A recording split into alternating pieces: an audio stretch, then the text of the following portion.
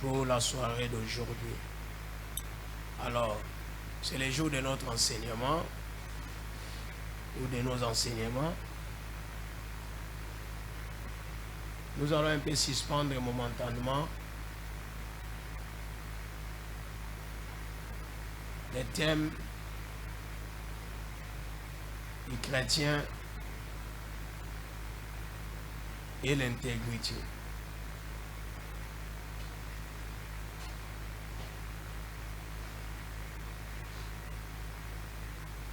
Les jours où Dieu voudra qu'on puisse les reprendre, on va les faire. En attendant, on va commencer notre thème. Nous ouvrons nos Bibles dans Romains chapitre 2. Pardon, Romains chapitre 12. Romains chapitre 12.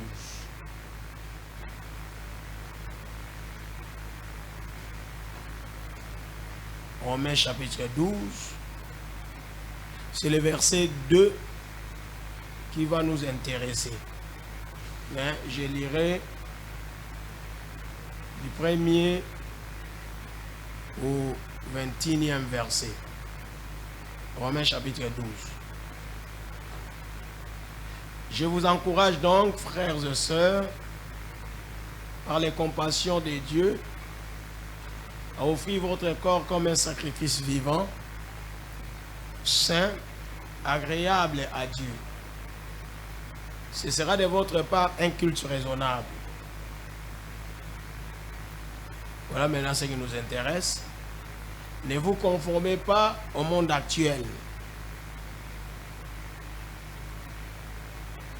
Dans notre version, il est écrit: ne vous conformez pas au siècle présent. Ne vous conformez pas au monde actuel, mais soyez transformés par le renouvellement de l'intelligence, afin de discerner quelle est la volonté de Dieu, ce qui est bon, agréable et parfait. Par la grâce qui m'a été donnée, je dis à chacun de vous de ne pas avoir une trop haute opinion de lui-même, mais de garder des sentiments modestes, selon la mesure de foi que Dieu lui a donnée. En effet, de même que nous avons plusieurs membres dans un seul corps, et que tous les membres n'ont pas la même fonction, de même, nous qui sommes plusieurs, nous formons un seul corps en Christ, et nous sommes tous membres les uns des autres, chacun pour sa part.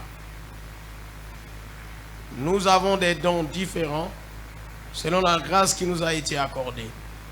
Si quelqu'un a les dons de prophétie, qu'il exerce en accord avec la foi. Si un autre est appelé à servir, qu'il se consacre à son service. Que celui qui enseigne se donne à son enseignement. Et celui qui a les dons d'encourager à l'encouragement. Que celui qui donne les fasse avec générosité. Celui qui préside avec zèle. Et que celui qui exerce la bienveillance les fasse avec joie. Que l'amour soit sans hypocrisie. Ayez le mal en horreur, attachez-vous au bien. Par amour fraternel, soyez pleins d'affection les uns pour les autres. Et rivalisez d'estime réciproque. Et du zèle et non de la paresse. Soyez fervents d'esprit et servez le Seigneur. Réjouissez-vous dans l'espérance et soyez patients dans la détresse. Persévérez dans la prière. Pourvoyez au bien des saints. Exercez l'hospitalité en empressement. Empressement. Réjouissez-vous avec ceux qui se réjouissent. Pleurez avec ceux qui pleurent. Vivez en plein accord les uns avec les autres. N'aspirez pas à ce qui est élevé, mais laissez-vous attirer par ce qui est humble. Ne vous prenez pas pour des sages, Ne rendez à personne le mal pour le mal. Recherchez ce qui est bien devant tous les hommes. Si cela est possible, dans la mesure où cela dépend de vous, soyez en paix avec tous les hommes. Ne vous vengez pas vous-même, bien-aimés, mais laissez agir la colère de Dieu. Car il est écrit, c'est à moi qu'appartient la vengeance, c'est moi qui donnerai à chacun ce qu'il mérite, dit le Seigneur. Mais si ton ennemi a faim, donne-lui à manger. S'il a soif, donne-lui à boire. Car en agissant ainsi, tu amasseras des charbons ardents sur sa tête. Ne te laisse pas vaincre par les mal, mais sois vainqueur du mal par les biens. Voilà notre texte.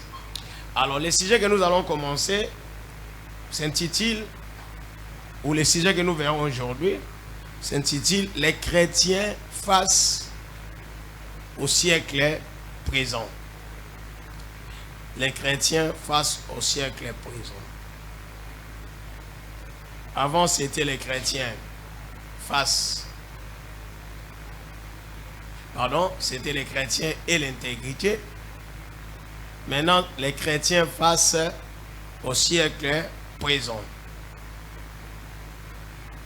Les chrétiens face au siècle présent.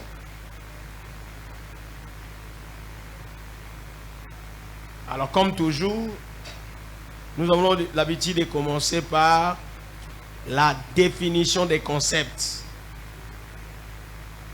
C'est comme dans une dissertation ou un exposé, ou une rédaction. La définition des concepts, c'est-à-dire la définition des termes utilisés dans les thèmes. Il y a deux termes clés, chrétien et siècle présent.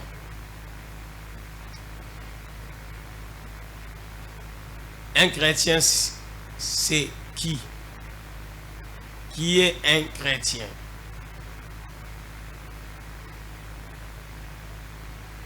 Ce que nous devons retenir, c'est que ce fut Antioche. C'était Antioche que les disciples ont été appelés par ces noms-là, chrétiens. Avant, à la conversion des gens, ou même à l'appel des premiers disciples, c'est-à-dire de Matthieu, de Pierre, de tout cela, de Jean, de Barthélemy, d'André, tout consort, on les appelait disciples de Jésus. Avant eux, il y avait des gens, des leaders qui avaient aussi des disciples, qui avaient leurs disciples chacun. La Bible nous montre qu'avant Jésus, avant même Jean le Baptiste, il y avait des leaders idéologiques, des leaders philosophiques qui avaient des disciples. C'est-à-dire des gens qui développaient une philosophie, une doctrine, et qui avaient des gens qui les suivaient, qui les écoutaient, qui suivaient leurs enseignements. Il y en avait plein. Et après, Jean est venu, envoyé par Dieu ou envoyé de Dieu. Il a entraîné aussi des disciples. Mais c'était les disciples des gens. Il y avait même un certain Bar Jésus qui avait aussi des disciples. Et Jésus, en venant dans le monde, avait aussi ou s'était choisi des disciples. Aponaki batu. Oyo, akoye kolisabango makamunaye. Comme ça se faisait. Et ces disciples-là étaient appelés disciples de Jésus. Pas chrétiens. Et finalement, après la mort de Jésus, ils ont été appelés apôtres. Les 11. Puisque Judas s'est suicidé. S'était suicidé. avant même les commencements, l'inauguration de l'église, le jour de la Pentecôte. Alors, il fut remplacé par quelqu'un d'autre. Alors, et puis Paul est venu s'ajouter comme aussi apôtre. Mais Paul n'était pas en présentiel avec Jésus. Alors, donc, ce n'est qu'après, quand l'évangile a commencé à se répandre, quand on a commencé à étendre les champs d'action, les champs d'activité de l'évangile, on a commencé à les proclamer. C'est alors que les gens qui croyaient, et là précisément c'était à Antioche, on a vu, on a observé en eux les marques, Bilémo, les marques d'un certain Jésus, un leader charismatique, un leader spirituel qui était crucifié à la croix et qu'on appelait Jésus. C'est pourquoi on les a liés à Christ et Jésus. Chrétien. C'est-à-dire chrétien veut dire comme Christ. Chrétien, ce n'est pas celui qui fréquente une église comme on les croit ou on veut nous faire croire. Chrétien, ce n'est pas celui qui est engagé dans une église, une assemblée locale. Chrétien, ce n'est pas celui qui croit au christianisme, théoriquement au christianisme. Non. Il y a des gens qui croient, qui sont dans la théorie, ils croient au christianisme, mais dans la pratique, ce ne sont pas des chrétiens. Donc voilà, chrétien, c'est comme Christ. Donc, comme Christ, c'est quelqu'un qui s'identifie à Christ, qui est lié à Christ, qui suit Christ, qui copie Christ, qui imite Christ, qui veut faire ce que Christ demande. C'est celui-là qu'on appelle chrétien. Donc, Antioche, c'était merveilleux de constater que ceux qui ont cru au Seigneur Jésus-Christ étaient devenus différents de ceux qui n'ont pas cru. Étaient devenus différents de leurs contemporains. Ils étaient devenus différents. Il y a ma master na bango, bakula na bango, batanga na bango, babotama na bango isika moko. Ils étaient devenus différents. On pouvait les distinguer. Na ba master na bango. C'est pour cela qu'ils ont été appelés comme Christ. Te bango bazane du Christ. Cela veut dire chrétien. Est-ce qu'aujourd'hui on peut dire ça sur nous ou pour nous? En nous observant, les gens peuvent dire que bango baza lokola Christ. Tant bis batu bazo tala biso lelo, baninga na biso to botama na bango.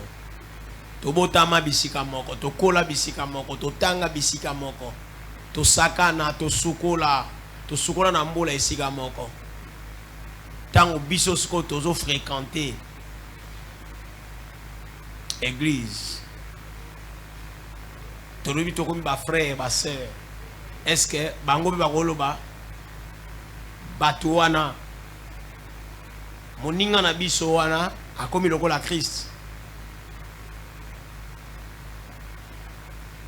C'est cela la question majeure que l'on doit se poser quand on fréquente une église, quand on vient à l'église, quand on prétend être enfant de Dieu. Alors, deuxième concept, le siècle présent. Un siècle, généralement, par définition, un siècle, c'est une période de 100 ans. C'est une génération. On appelle ça génération. Une génération. Une période de 100 ans. Oui. Mais quand on parle des siècles, alors présents, nous avons dit que par définition, un siècle, c'est une période de 100 ans. Donc, on peut se passer de nombre d'années, mais prenons seulement période. Donc, c'est une période. Que cela soit des 100 ans, des 1000 ans, des 10 000 ans, mais c'est une période. Une période, c'est un temps défini. C'est un temps limité. C'est un moment.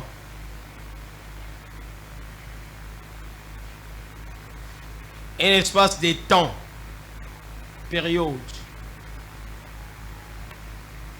5 siècles présents.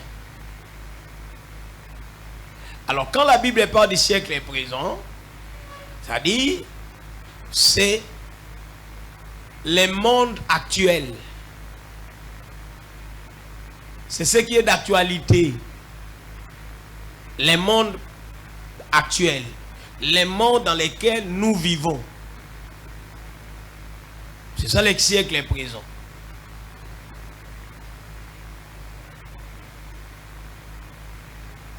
Alors, par extension, toujours selon la Bible, le siècle présent, c'est cette période-là de la grâce. C'est cette période-là pendant laquelle l'évangile est annoncé. C'est ça le siècle présent. C'est pourquoi vous remarquerez, par exemple, dans, je pense, Marc 10, 30, Jésus dit quelque chose pour attirer l'attention de ceux qui croient en lui.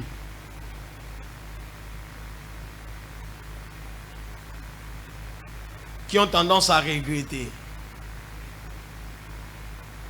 Et il dit, tout celui qui croit, bon, je vais dire seulement l'idée du texte. Il n'y a personne qui ait laissé tout ce qu'il possède. Si quelqu'un laisse tout ce qu'il possède pour suivre Jésus, il va recevoir les centuples de ce qu'il aura perdu ou qu'il aurait perdu. Il recevra les centuples dans les siècles présents. Et la vie éternelle dans les siècles à venir. Voyez-vous, dans ce contexte-là, il y a les siècles présents et les siècles à venir. Les siècles à présent, c'est les temps dans lesquels nous nous trouvons. La période dans laquelle nous nous trouvons, nous vivons. C'est ça les siècles présents. Et quand Jésus parlait du siècle présent, il tenait compte de cette époque-là. Et les siècles présents s'étendent, puisque le temps n'est pas encore consommé. L'homme continue sa vie. La vie continue à exister. Donc tant que la vie continuera à exister, ça sera les siècles présent.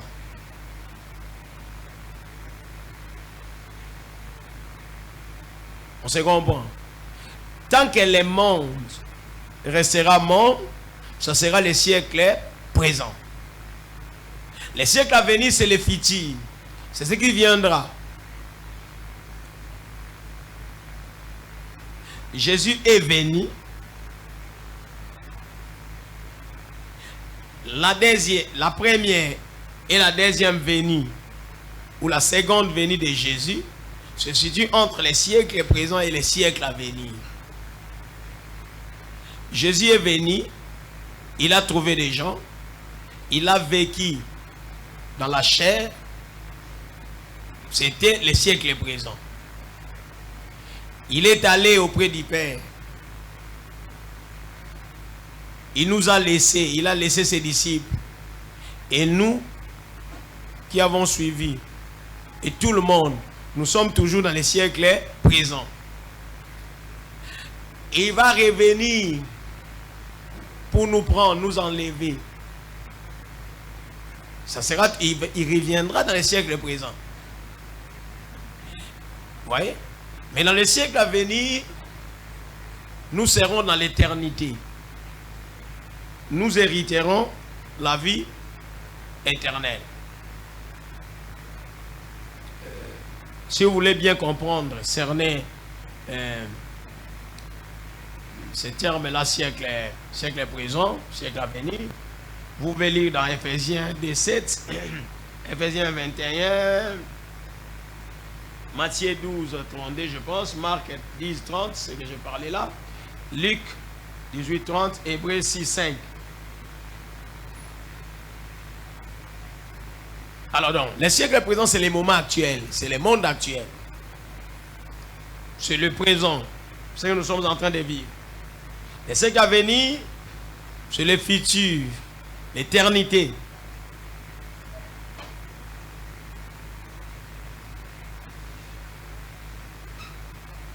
Nous avons dit que le siècle présent, c'est ce que nous pouvons appeler, ou nous appelons, les temps de la grâce. Période pendant laquelle l'évangile est annoncé pour servir de témoignage.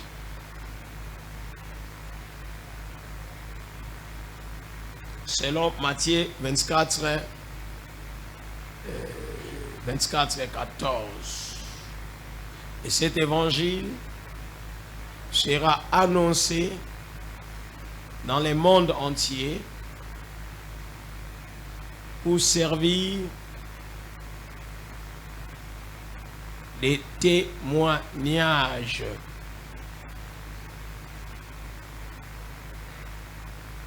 À toutes les nations. C'est alors que viendra la fin. Alors, donc, le siècle présent, c'est le monde actuel. Le siècle présent, c'est aussi la façon que ce monde fonctionne, la façon d'être de ce monde.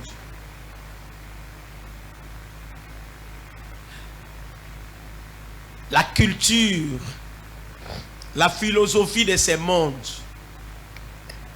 les habitudes de ce monde.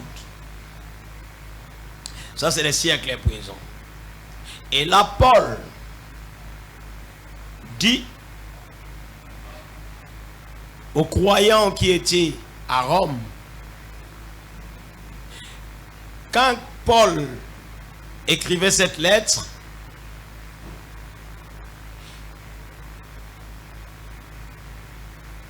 il n'était jamais arrivé à Rome.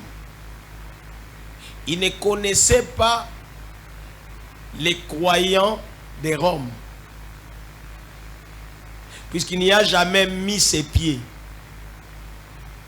Et c'est à partir, je pense, de Corinthe, quand il s'est préparé de retourner à Jérusalem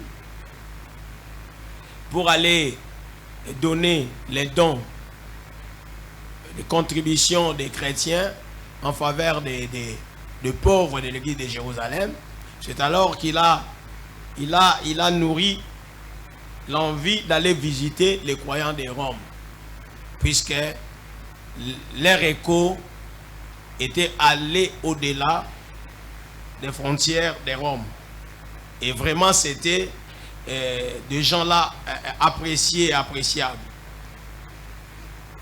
Donc, Paul mourait d'envie d'aller les voir en présentiel. Alors, c'est alors qu'il a profité de leur écrire cette lettre pour d'abord les encourager dans la foi et les avertir sur certaines choses. Il leur a expliqué ce que c'est la foi, les saluts, même l'œuvre de la croix, les sacrifices de Jésus, ainsi de suite.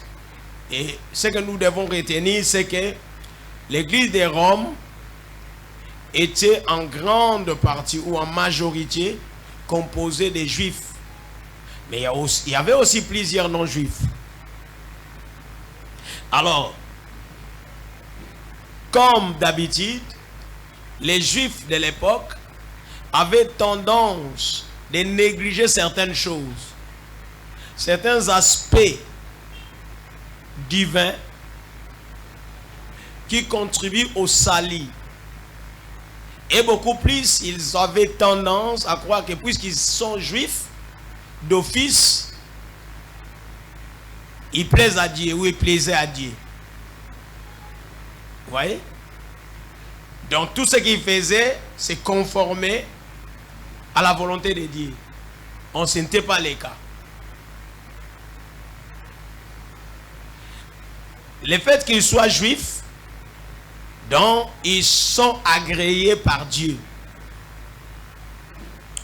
C'est comme maintenant, c'est le cas maintenant pour ceux qui se disent chrétiens aujourd'hui.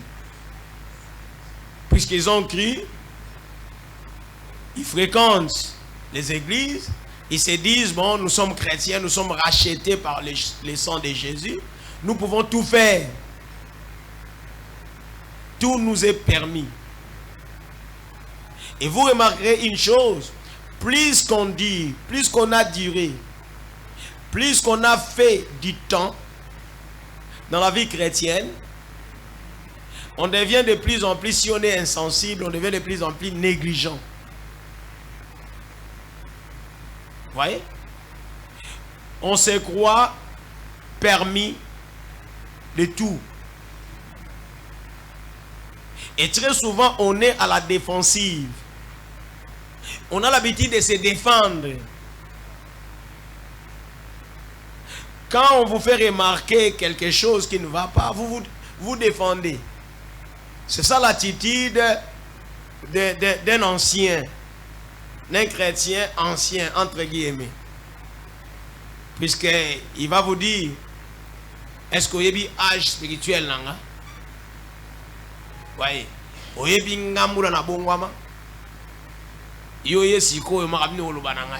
comprenez? C'est ça. Donc, si na bongwama, j'ai plus besoin de rien. Je suis sauvé. Et ça, c'est ça la tendance des Juifs. C'est pourquoi même ceux qui ont voulu à la mort de Jésus, ceux qui ont voulu, pardon, la mort de Jésus, ont cru faire du bien. On crie rendre service à Dieu. Voyez-vous. Et là, bon. Alors, faites très attention. Que votre âge spirituel ne puisse pas vous amener à la dérive. Ne puisse pas vous conduire à la dérive.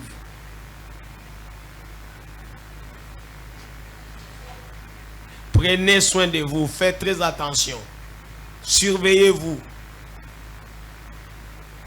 Soyez attentifs et sensibles. Les mal restent mal. Les biens demeurent bien.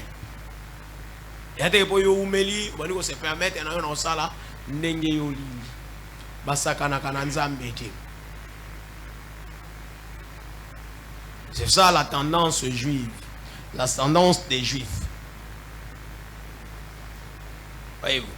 Alors, dans cette optique-là d'observation des conseils, Paul leur dit d'offrir leur corps. Vous voyez, il commence par l'offrande du corps. Il leur demande d'offrir leur corps à Dieu comme sacrifice agréable. Or, l'homme, c'est dans les corps. L'homme est composé de 3 parties: le corps, l'âme et l'esprit. L'âme, c'est dans les corps, l'esprit aussi dans les corps.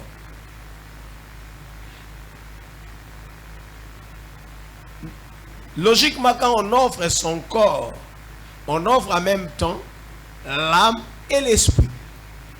Pardon. Et l'esprit.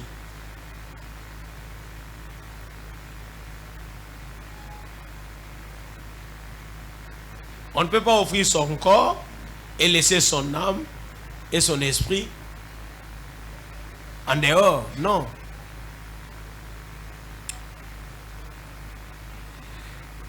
Et il enchaîne.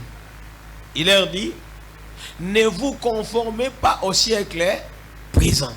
C'est-à-dire, n'imitez pas les mondes, ne suivez pas les mondes actuels.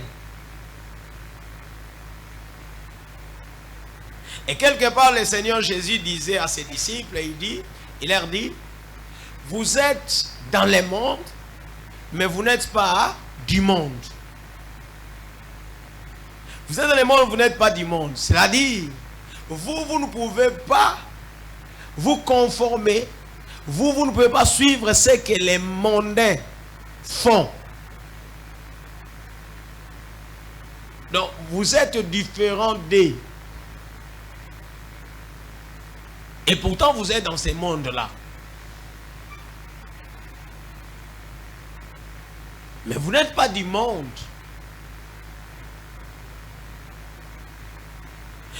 En fait, c'est la même pensée que Paul répond ici. Ne vous conformez pas au siècle présent. Ne vous conformez pas au monde actuel. Est-ce que, tel que vous êtes là, vous ne vous conformez pas au monde actuel? Vous ne vous conformez pas au monde actuel. Le monde actuel, la culture, les habitudes, les coutumes, les actions, les activités, la façon de penser du monde actuel, la façon d'agir du monde actuel.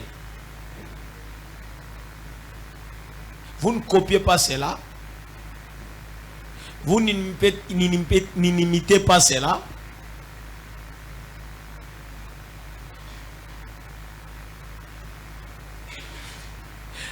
Paul savait que Rome, c'était le centre de tout.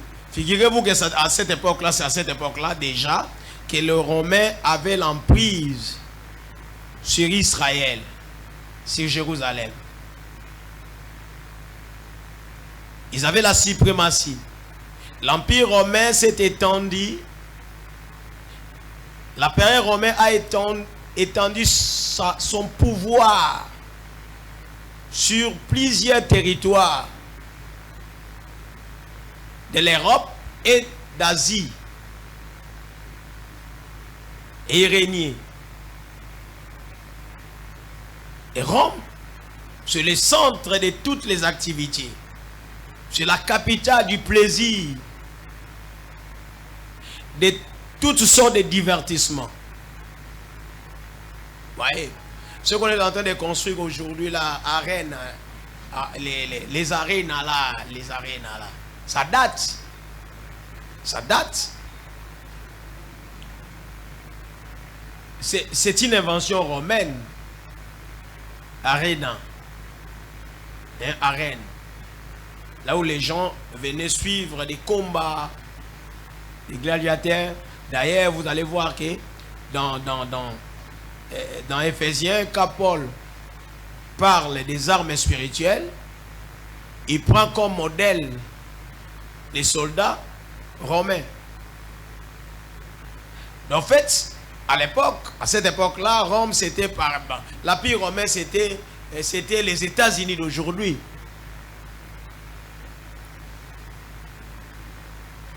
Vous voyez? Et il y avait toutes sortes de divertissements là-bas. À telle enseigne que si on n'est pas sensible, on tombe. On tombe. Et regardez ce que le monde actuel nous offre. Qu'est-ce que le monde actuel n'offre pas aux gens, aux hommes d'aujourd'hui? C'est presque pareil. À l'époque, qu'est-ce que le monde actuel n'offre pas? Tout. Vous avez tout. Toutes sortes de divertissements. Tout ce qu'il faut pour distraire l'homme créé à l'image de Dieu. Il y a l'Internet et toutes ses dérivés, TikTok, Twitter, et machin truc, Facebook, ainsi de suite. Donc on est là, vraiment, en plein divertissement. Alors, en pleine distraction, où les gens, vous trouverez quelqu'un qui a des difficultés de prier, il se met là, il peut voyager en étant sur place, mais il voyage. En étant sur place, il est déjà à Londres. En étant sur place au Congo, ici, il est aux États-Unis. Jusqu'à des heures tardives. Même 3 heures, 4 heures, il ne fait que naviguer, causer, communiquer avec les gens. Vous voyez? C'est ça. C'est ça la prière d'Idias. C'est la distraction que le monde nous a offerte.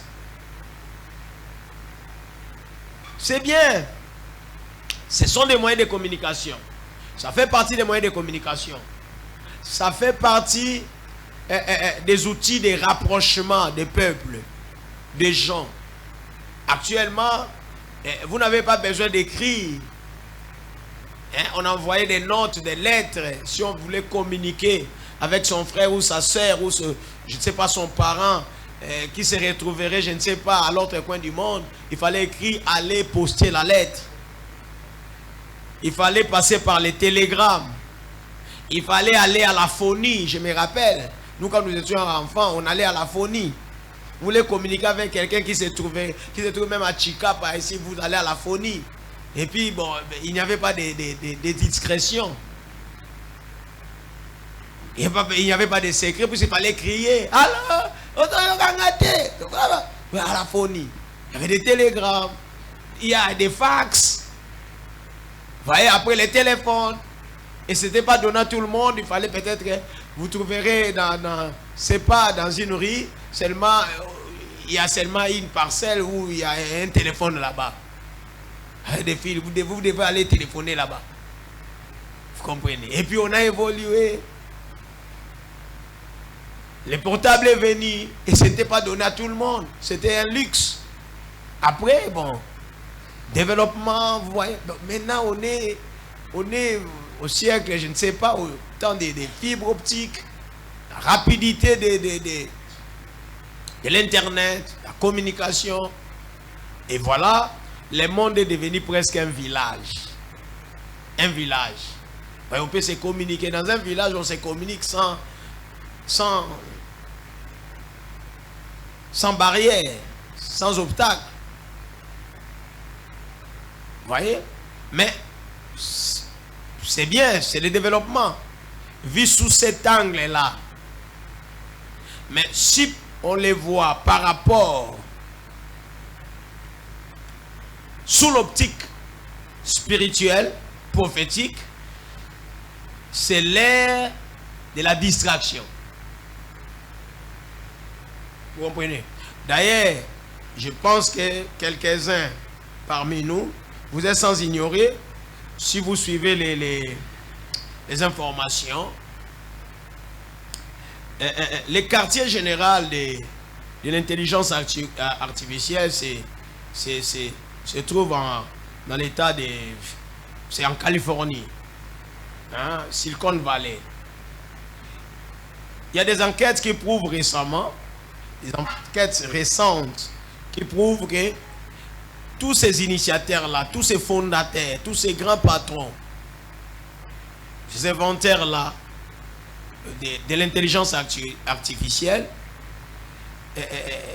défendent leurs enfants d'utiliser cela. Puisqu'ils se sont rendus compte que ça détruit l'homme. Et même, ils ne prient pas comme nous, hein. Ils ne sont pas chrétiens comme nous, mais ils se sont rendus compte que ce qu'ils ont inventé participe efficacement à la destruction de l'homme. Et ils les regrettent. Mais actuellement, ils ne peuvent rien faire d'autre sauf interdire. Est-ce que cette interdiction-là est acceptée? Peut-être que si leurs enfants sont encore des petits enfants, mais quand ils vont grandir, ils vont user comme ils le voudront. Vous comprenez? C'est déjà tard. Donc, l'homme se détruit, s'auto-détruit. L'homme se détruit lui-même.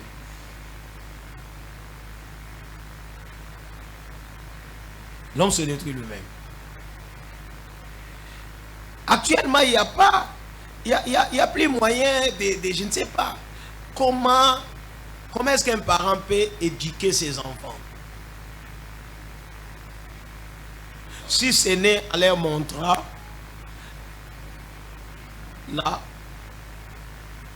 la voix de Dieu. Vous voyez, c'est écrit même dans la Bible. C'est seulement la voix de Dieu. Puisque si l'enfant ne comprend pas la voix de Dieu ou les voix de Dieu, c'est difficile qu'il soit bien éduqué. C'est difficile. Vous pouvez bon lui parler. Il a le téléphone. Il va naviguer. Il va découvrir des choses terribles et horribles. Avantageuses comme désavantageuses pour lui. Est-ce que il a la sagesse de discerner le bien du mal? C'est ça la grande question. Même nous qui sommes grands, nous devons nous lier, nous accrocher à la parole de Dieu. Nous devons la lire, nous devons l'étudier, nous devons la méditer pour cerner, pour comprendre profondément la philosophie de Dieu, afin de faire face à tout ce que le monde nous propose. Sinon, nous sommes foutus. C'est difficile de résister face à ces choses-là, c'est difficile. Puisque d'un côté, elle nous procure des avantages, du bien, humainement parlant. Mais de l'autre, c'est la destruction. Avec un grand D. Comment maintenant y faire face? Comment y faire face? Voyez-vous?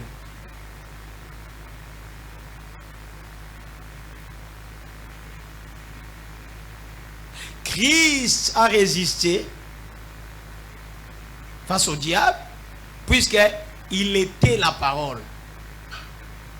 Il était la parole. C'est par la parole qu'il a résisté. C'est par la parole qu'il a fait face au diable. Ni t'était la parole, ni t'était la connaissance de la parole, il n'en est pas fait face au diable. Alors moi ça m'étonne. Moutaza azo baza chrétien, alingane le banza mete, atanga ngote, amédita ngote.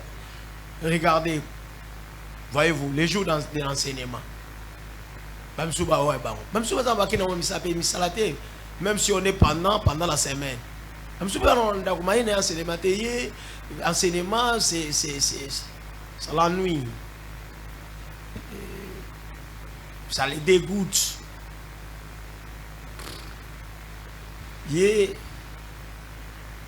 C'est embêtant pour lui. Mon enseignement est embêtant. Donc, il y a dimanche, il va prêcher, ou bien il y a la prière, après il y a enseignement italien. Pour faire passer, tu vas tomber, non? Le diable est fort, puissant. Le diable. Aïe, na magam. Cette même intelligence artificielle, ce même Internet, permet à nous permet, nous les chrétiens, de communiquer aussi, de passer notre message, non? Ça va? Quand on nous filme, on passe le message, on évangélise, non? On répand la bonne nouvelle. Mais de l'autre côté, ça constitue un élément de destruction. Alors quand est-ce qu'il faut user de cela?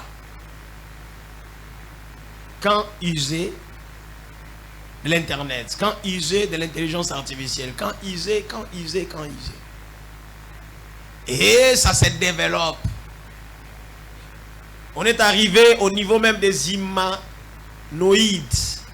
C'est des robots qui sont semblables à l'homme. Maintenant, on est là, on est en train d'étudier, de faire des études, comment arriver à faire marcher un robot exactement comme marche l'homme. Mais tu dis, ça y a moi. Non, nous avons un robot à tambola, mais finalement, on va y arriver. Vous comprenez? Ce qui était fiction commence à devenir petit à petit réel. Alors face à ces choses-là, on doit connaître profondément la parole de Dieu. Voyez. Donc, le monde nous offre plein de choses. Et très souvent, pour nous distraire. Alors, maintenant, si nous cherchons à nous conformer toujours à cela, nous risquons de perdre notre identité. C'est pourquoi Paul s'adresse à ceux-là qui étaient dans ces mixages-là. Puisque d'ailleurs, l'église était composée des juifs et des non-juifs. Ils étaient en pleine Rome, Donc certainement, il devait subir l'influence des Roms, l'influence romaine, l'influence mondaine, l'influence païenne. Ça ne devait pas manquer.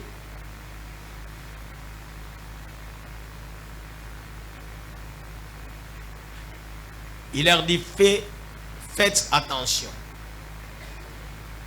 Ne vous conformez pas au siècle présent. Ne vous conformez pas au siècle présent. Se conformer au siècle présent, cela veut dire faire comme les mondes. Faire comme fait les mondes. Faire comme font les mondains.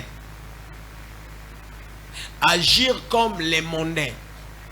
Agir comme les mondes. Agir comme les païens. C'est ça, c'est conformer au siècle présent.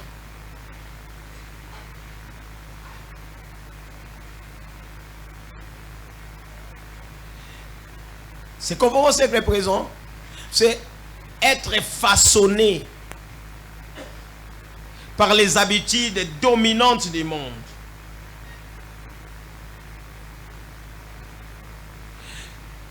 C'est subir la mouvance du monde.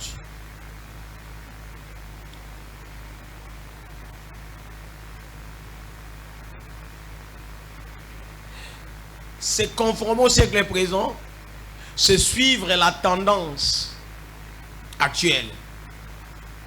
La tendance actuelle.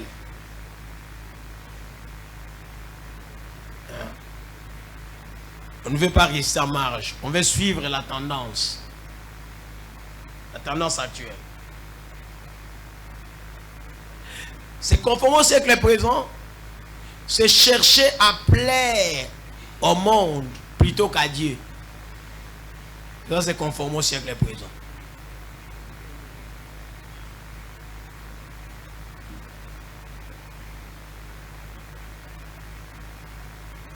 Vouloir être un débat à lingala cause en attend.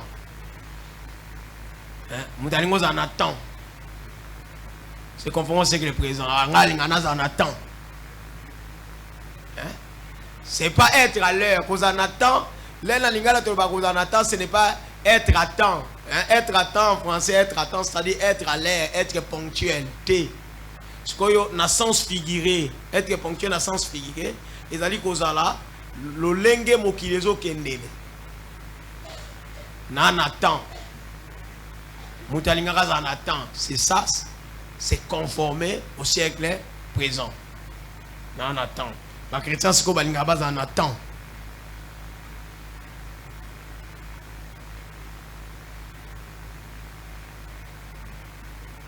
Alors soyez, il leur dit, soyez transformés par les renouvellements de l'intelligence.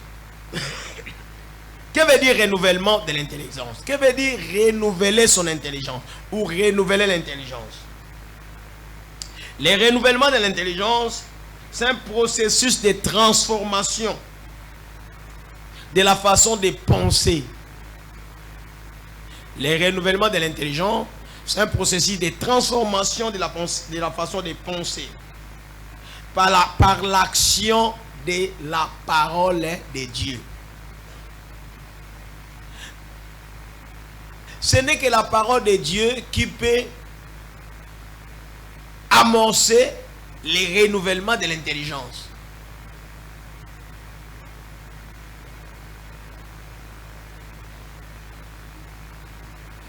C'est ce que il nous a dit dans Ephésiens, je pense, Ephésiens 4, il a donné pour le perfectionnement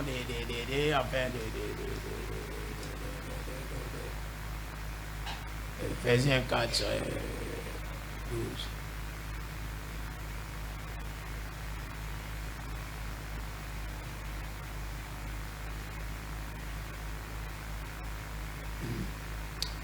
Les pourquoi de l'établissement des ministres par Dieu.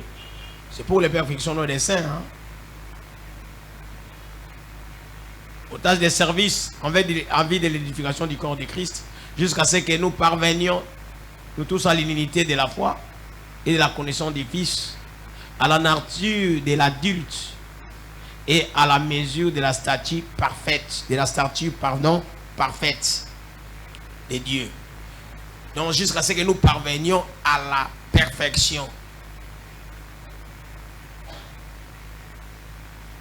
Donc le renouvellement de l'intelligence, c'est un processus de transformation de notre façon de penser par la parole de Dieu,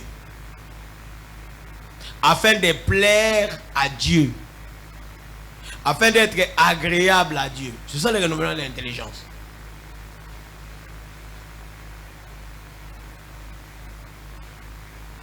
Donc celui qui n'est pas agréable à Dieu, celui qui ne plaît pas à Dieu, il n'est pas transformé. Son intelligence n'est pas renouvelée.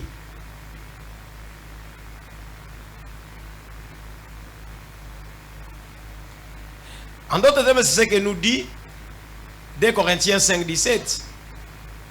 Si quelqu'un est à Christ, je pense que c'est ça, hein? Il est devenu une nouvelle créature. Il est devenu une nouvelle créature. C'est-à-dire, sa façon de penser change.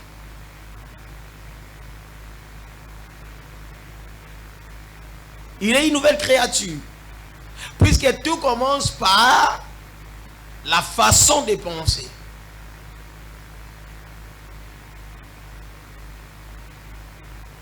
C'est pourquoi, un jour, le Seigneur Jésus, notre Seigneur Jésus-Christ, dit à nos anciens, nos yaya, il leur dit ceci, il dit, mais ça, ne vous en faites pas. Ce n'est pas ce qui entre dans l'homme qui suit l'homme. C'est plutôt ce qui sort de l'homme qui le suit. Puisque ce qui sort de l'homme provient ou vient de son cœur.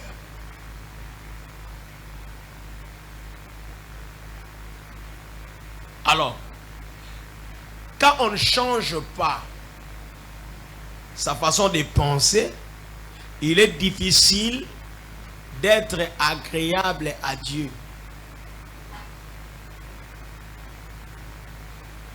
Donc, son intelligence n'est pas encore renouvelée.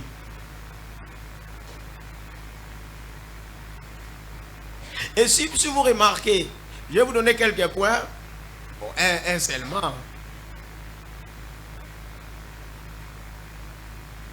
qui peut vous aider à identifier quelqu'un né réellement de nouveau. Vous voyez, quelqu'un qui est réellement né de nouveau ne prend pas plaisir au mal. Quelqu'un né de nouveau n'est pas obsédé par tout ce qui est mondain. Alors il faut distinguer maintenant la nouvelle naissance à la fréquentation d'une assemblée locale. Il faut distinguer la nouvelle naissance du service qu'on rend, du service qu'on accomplit. Je vous dis franchement, on peut être pasteur comme moi je le suis, mais on n'est pas né de nouveau. Donc ne confondons pas les choses. Nous avons tendance à confondre.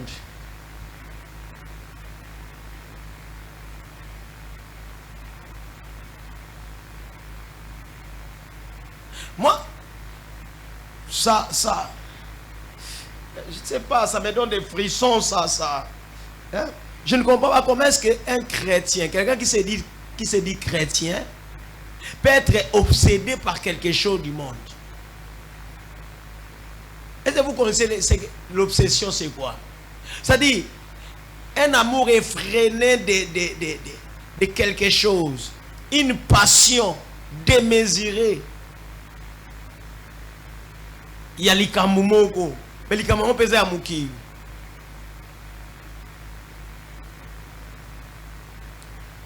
Est-ce que réellement on est né de nouveau?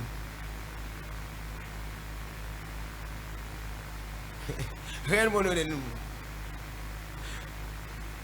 Paul dit, tout ce qui était un gain pour moi,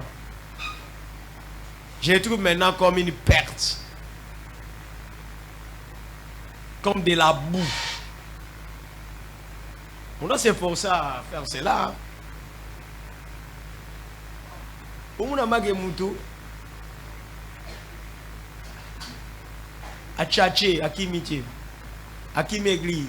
Pour match ezobeta match akope ya banani ya ba mindele et puis ngé kam tanga lelo deni batu bakwa ba supporter les supporters mondiaux pour les besoin de ko la ka kumza ka vita kumza ka le ko ona kongole ba kumza Barça wa kumza ni babundi pe no ka dernier ba mutawa mo ka bomai muninga na ye dernier mo ta ki supporter mo abomi muninga na ye pour la discussion.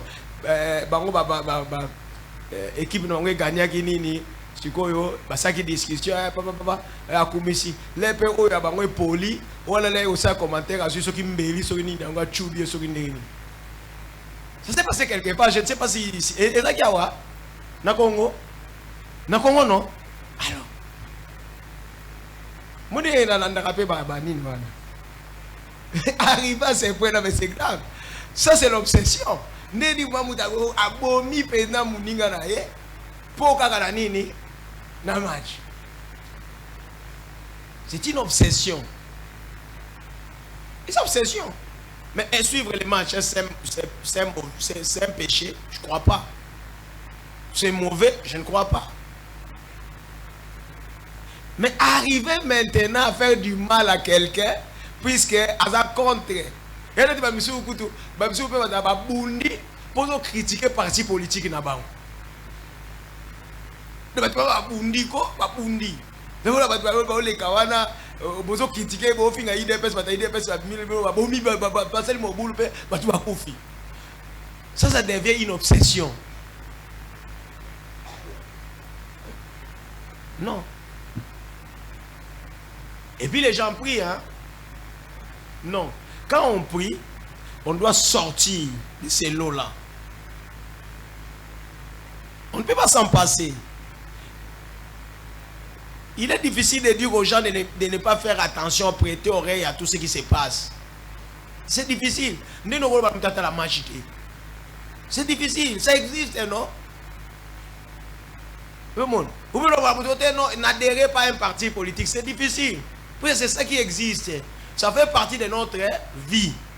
Bah match, bah nini, bah belé, musique, ça fait partie de notre vie.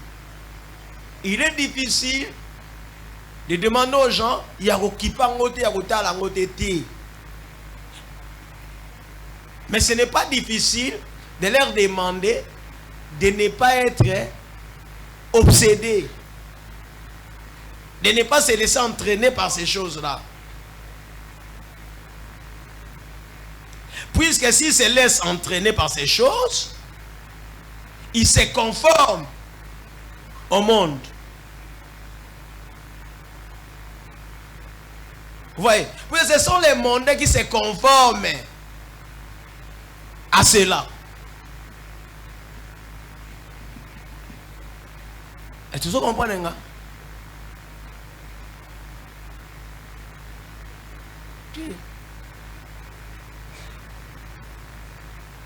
Moi, très souvent, quand je suis tenté, dans ma cambouana, dans mon nom, c'est dans la film, non, c'est et moi, je suis ressaisi. On est dans le cara. Et vous allez aller, mais non, qui va monter. C'est comme cela que j'ai pris maintenant l'habitude et le goût. Et c'est devenu automatique. Dans qui va sous film et pensate. Oh, plus que la commence à la plus et comme dans nature nanga. Film les gars sont dans la natale, on s'oppose dans la tante et on t'a la moté. Et ça, on a pas souci. Nous avons les soucis. Mais ça, le souci n'est pas. Mais c'est rare au monde à Matéa et ça les soucis. Kutu Matéa, Kutu Batu Nakateo, Teba. Dimanche, c'est pas Théagini. Moutarate dimanche, l'équipe est à Bonga autour de la pété. Mais Moutarate le film. Épisode où est-ce nini? Vous voyez, obsession. Épisode où est-ce nini? Ce qu'on a dit, on relaté épisode où comme ça nini. Pour y à la suite. Romon, si vous regardez, Batouana Siko, il y a une chaîne. Tellement pas comprendre philosophie na biso, basaka neni. Ce que l'équipe, l'on y va rebander même deux fois. Comme ça va aider yo. On le tourne à mususu, yoko. Alors comme ça va nous avoir nous landa. Au monde et nous que ça dit, tina ba 200 épisodes. Muta Holanda kaka. 300 muta Holanda kaka. Muta communauté esclave, yelo ko moko boy. So yi yango ezali, il y a aussi ce logo musuti. Akozi ki ça même biloko pona bana basi. Vous comprenez? Ça devient une obsession. Ne vous conformez pas au siècle présent. Ah, Nakatiwana. Nakatiwana aussi, ça m'a l'air, mais tellement par exemple, je m'arrête par là. Ne vous conformez pas au siècle présent. Mais soyez transformés par le renouvellement de l'intelligence. Nous allons continuer le mardi prochain. Très important. Nous devons retenir que nous sommes dans ce monde. Nous vivons dans ce monde, mais nous ne sommes pas du monde. Alors je demanderai à chacun de nous d'aller lire à la maison, puisque c'est là. Je pense que la fois prochaine, nous allons commencer par là, de lire Matthieu 5.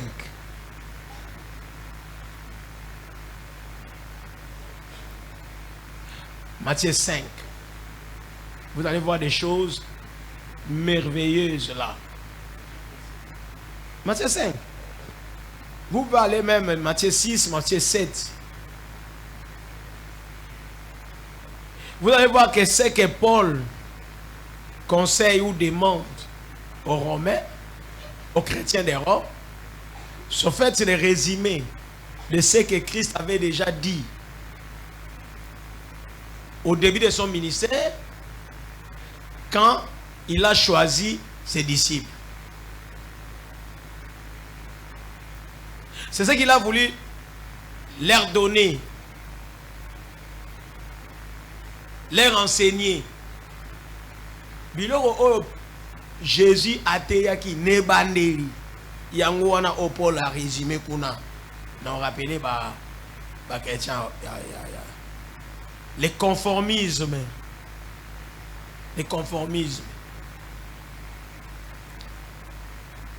la conformité à ce qui est actuel, la conformité à ce qui existe, la conformité à ce qu'on est venu trouver, la conformité à ce que tout le monde vit. L'homme a tendance à se conformer à ce qui existe dans son environnement. C'est difficile, mais je souligne pas impossible. Il est difficile mutu abima na loana. Mutalinga kaka omoni azalaka se conformer na cercle, na environnement na ye. De peur de gêner, par peur de gêner plutôt les autres. À mon réseau, c'est comme si Narobimanga Moko, nous sommes unique, alors ça va gêner les autres. Alors pour ne pas les gêner, donc, là c'est conformé. Oubliant qu'il est devenu chrétien, il est né de nouveau, il est devenu enfant de Dieu. On n'est pas là pour plaire Nabatu. Vie Nabiso et gêner Batu. Et gêner Batu. Si nous sommes dans les vrais, dans la vérité, nous devons continuer. Si nous devons plaire Nangonzambe, nous devons plaire Batu, nous ne devons pas faire trop attention pour dire que ça gêne. Mais très souvent, vie na biso genaka batu ba ninga na biso batu ba peme na biso puisque nous ne respectons pas la parole de Dieu. Et comment qu'on gêner ba batu ba aucune église mais ba changer tout le monde pas comme gêner. C'est rare de voir que tout le monde boye azo gêner monde pour azo respecter la parole de Dieu comme c'est fait le cas dans la première chrétien. Que Dieu vous bénisse.